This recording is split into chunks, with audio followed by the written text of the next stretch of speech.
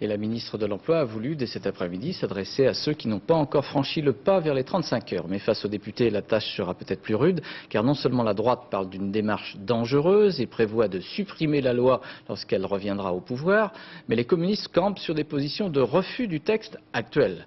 Reportage Javi Timbert et Jean-Pierre Pasteur. 15 h cet après-midi. Lionel Jospin quitte Matignon pour l'Assemblée nationale. C'est la rentrée du Parlement et c'est le dossier de la rentrée. Martine Aubry est déjà à l'heure. Pour supprimer des emplois.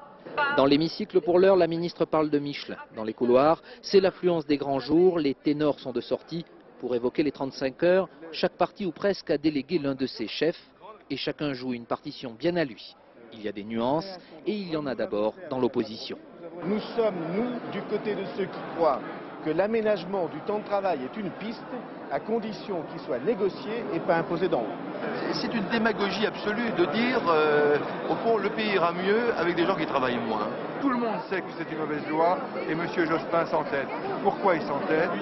Pour une raison très simple, c'est que sa majorité est en train de voler en éclats.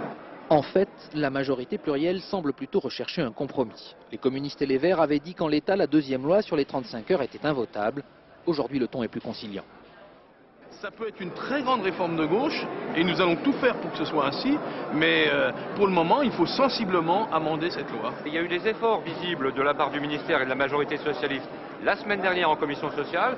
Je pense que ces efforts vont être concrétisés maintenant dans l'hémicycle. La question des heures supplémentaires, la situation des smicards, deux chapitres de la loi sur lesquels Martine Aubry est interpellée par la gauche. Mais aujourd'hui, c'est peut-être d'abord au patron que la ministre a répondu. Ce n'est pas une loi contre les entreprises.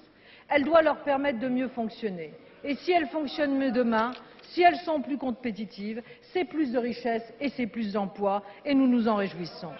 Sous le regard du secrétaire général de la CGT, Bernard Thibault, les députés entament un long marathon. Les séances de nuit sont déjà programmées. La discussion de la nouvelle loi Aubry risque de durer beaucoup plus que 35 heures. Alors pour illustrer la diversité